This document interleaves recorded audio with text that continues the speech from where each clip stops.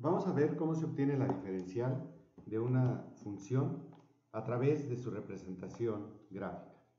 Consideramos una función cualquiera con regla de correspondencia y igual a f de x y trazamos su gráfica.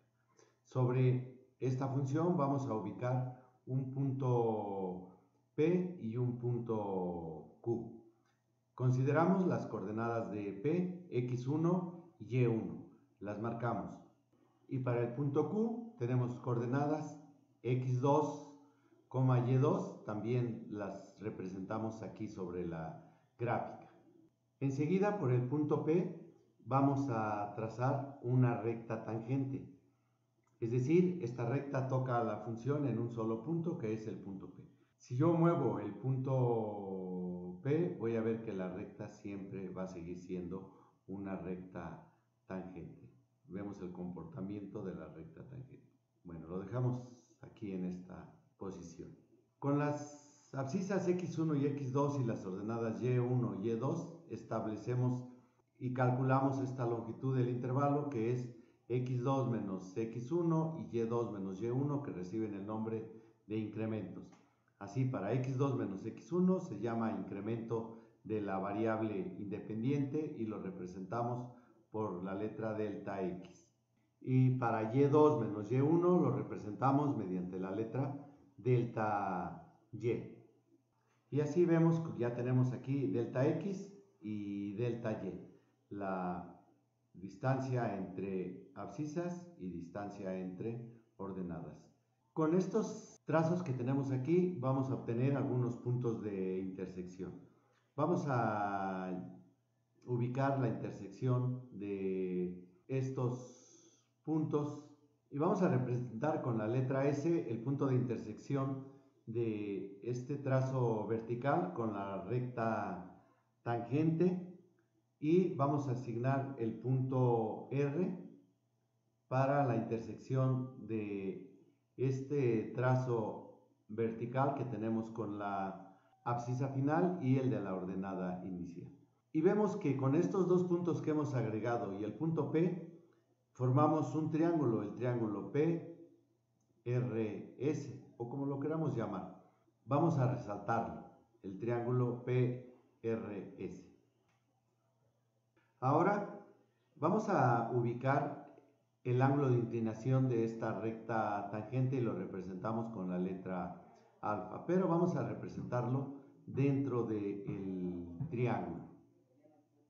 Así tenemos ya alfa que representa el ángulo de inclinación. Enseguida vamos a hacer un trabajo con el triángulo. Entonces vamos a obtener lo siguiente. Como tenemos el ángulo de inclinación de esta recta tangente, entonces podemos obtener su pendiente. Y la pendiente de la recta tangente se define como, o la pendiente de una recta, como la pendiente de una recta que es la tangente del ángulo de inclinación.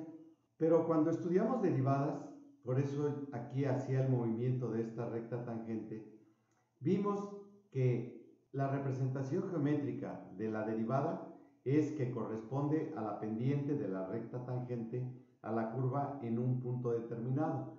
Es decir, esta pendiente de la recta tangente no es otra cosa más que la derivada de la función evaluada en el punto P, en la abscisa del punto P, esto es en x1. Voy a omitir el x1 porque solamente voy a considerar el punto, entonces la voy a dejar como f de x. Pero si consideramos el triángulo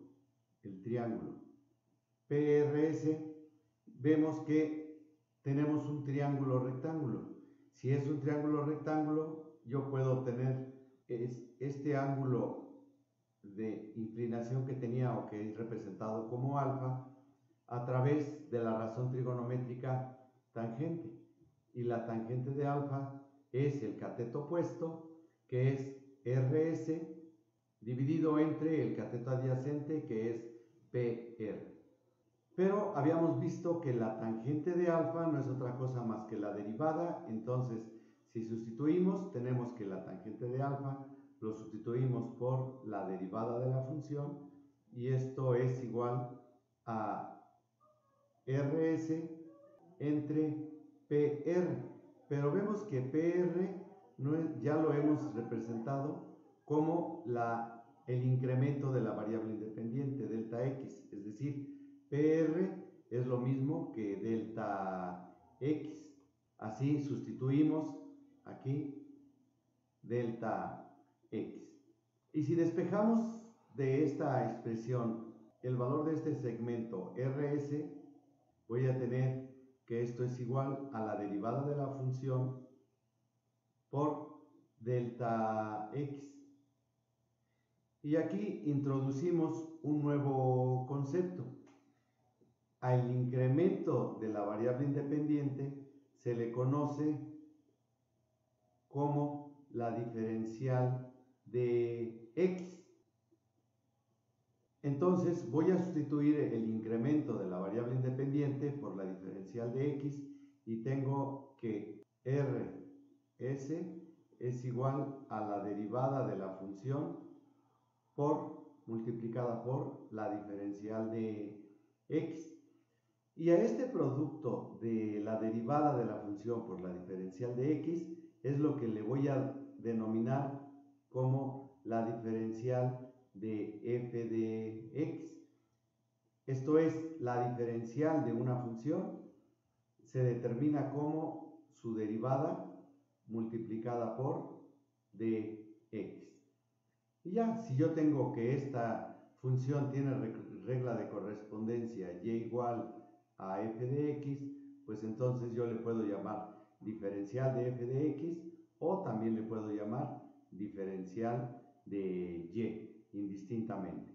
Así pues, repetimos que la diferencial de una función no es otra cosa más que su derivada multiplicada por la diferencial de x. Y esta expresión es la que vamos a utilizar para calcular la diferencial de cualquier función. Regresemos a la gráfica. Identifico este valor y entonces lo que estoy marcando es este segmento o este cateto del triángulo y es lo que me está representando, como habíamos visto, la diferencial de y. Entonces, es importante aquí tener en cuenta que la diferencial de una función es muy diferente que el incremento de la función. Aquí lo vemos en la gráfica. Esto es, debemos de tener presente siempre que la diferencial de y es diferente que el incremento de y. Aquí vemos la diferencia en longitudes. Y si yo hago algún movimiento, observemos lo siguiente, como si yo muevo el punto Q, si acerco el punto Q, vemos aquí el comportamiento. Si yo considero una delta X muy pequeña, ahora sí delta Y y la diferencial de Y se tienden a confundir, pero a medida que estos se alejan, entonces delta Y dy son muy diferentes. Ahí vemos la diferencia en los segmentos. Ahora, ¿para qué me es útil esto en problemas de aplicación? Pues para lo siguiente. Vemos aquí en la gráfica que dy y delta y sí se aproximan. Entonces, si a mí me piden calcular el incremento de la función, que recordamos que este se obtiene como la función evaluada en x más delta x menos f de x, y esto resulta muy laborioso. Entonces, si yo considero valores del incremento de x muy pequeños, entonces sí, el incremento de y tiende a ser igual que la diferencial de y la diferencial de y es más fácil obtenerla que el incremento de y. ¿Por qué? Porque ya vimos que la diferencial de una función no es otra cosa más que la derivada de la función multiplicada por la diferencial de x.